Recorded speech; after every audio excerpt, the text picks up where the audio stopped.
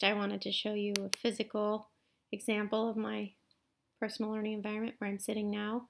This is my living room in my apartment. This is my son Owen, exactly where I'm sitting now, broadcasting. And I do most of my online research and work at home at night after my kids are in bed.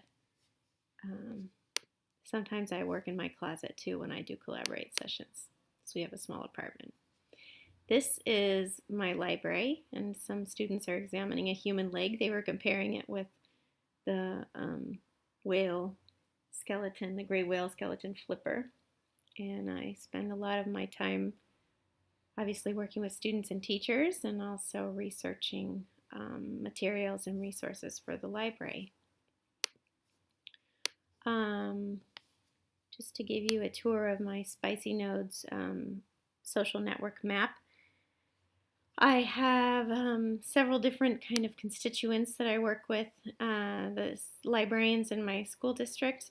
We see each other through conferences, professional development, social mixers, and email and Google groups, as well as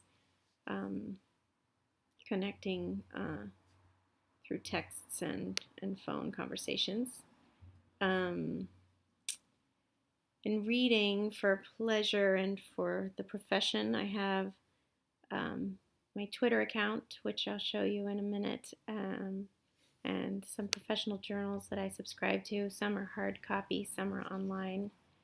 And I also try to stay in touch with some book blogs through NetVibes, and reading electronically. I'm just learning how to do that. I belong to a group called Teachers for Social Justice, which is comprised of classroom teachers primarily, but there are 3 of us are school librarians, and we put together a Black Lives Matter LibGuide last fall. So doing a lot of communication through that, which I'll show you, and we have study groups. We just had a retreat, and we have an annual free conference in San Francisco in October, which is pretty exciting. Been working on that for the last 15 years. San Jose State University, I have communication with both instructors and fellow students through my SJSU, the King Library, email, Google Docs, and Blackboard Collaborate, and Canvas. I feel like I definitely use those on a daily basis. And my school where I work, I'm also a parent, so my son is going to be a 2nd grader there, so I communicate with parents through the Yahoo group and staff. There's a Fairmount Facebook page that's fairly active. I have a library website that has some 2-way communication, as well as we meet each other at staff meetings and professional development. Use Google Classroom with my students, as well as Destiny Quest and the ever elusive happy hour that I try to make with my schedule and children. And for friends and fun, I use Facebook and Pinterest, and email, of course, and texts. Use WhatsApp and WeChat when I travel. WeChat I was just introduced to while I was in China.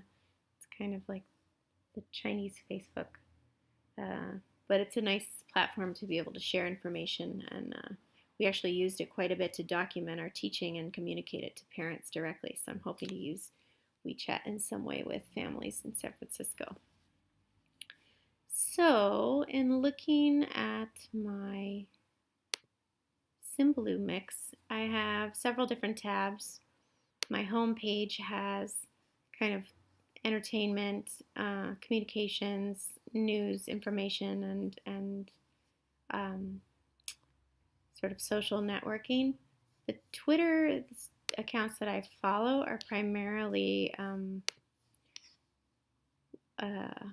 library blogs and organizations, and I try to kind of connect and stay in touch with groups that are sharing practices and ideas, especially regarding maker spaces and sort of new ways to transform space, because I'm really personally interested in that. I also use NetVibes for my book blogs.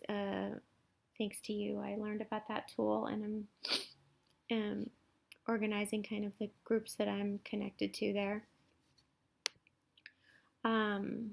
So that's on the education tab. I probably use these resources most because here is sort of my work environment. I have a Google page connecting to teacher librarians, the LibGuides. Here's an example of the Black Lives Matter LibGuide that I developed with 3 other librarians. It's kind of a constant, ever ongoing project that sadly needs updating daily, but something that I also feel is really important, and I'm glad I'm a part of it. The student resources I've created through the SLIS program. I took Dr. Lorcher's classes 250 and 266 last fall, and created quite a few Google sites to help students access the curriculum online, and that was really exciting. And so I feel like I'm using those regularly and integrating those into the virtual learning commons that you've already seen that's here. And I am also learning about new tools to kind of use, like infographics and Prezi and sort of interactive presenting modes. I was really interested in using VoiceThread with students in China. We didn't get to finish the project, but it was exciting to have an interactive platform to be able to share information. I found that really useful.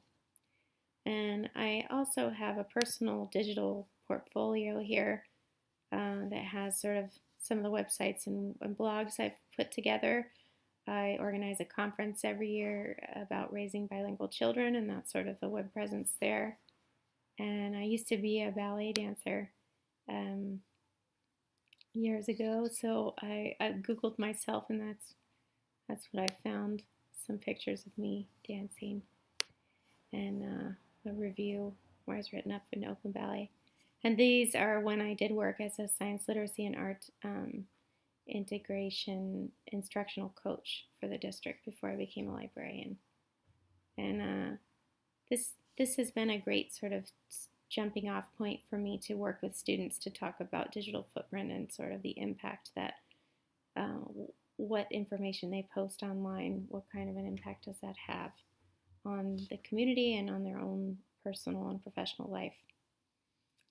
And lastly, I have a few different tabs that I've borrowed on library apps and websites, as well as school library information and electronic tools for education. And some of these I know and use and have integrated into my own work, and some of them I'm still learning. But I like to stay abreast of kind of new information that's coming out and figure out how it can impact my own work. I think that I especially found what's most useful for me is sort of ways that I can stay connected to sort of the professional realm. And so in thinking about which resources are the most useful to me, I feel like the platforms where I'm able to communicate directly with other colleagues and professionals is really important, as well as sort of in thinking about staying in touch with sort of new literature that's coming out or new practices. That is really important to me. And also just, being able to sort of see what's out there currently in the professional journals, getting an idea of sort of what's new in the field and what can I add to connect to my own program and enrich my own program. And I feel like the digital tools that I'm using with students is really empowering me to be able to provide new instruction to students and teachers about how to use the internet in a deeper, more meaningful way than just direct research, sort of accessing information, but also utilizing and communicating that information. So I think that's it, and thank you for watching, and I hope you have a great couple of weeks. Thank you so much for the class, and I will see you in the fall.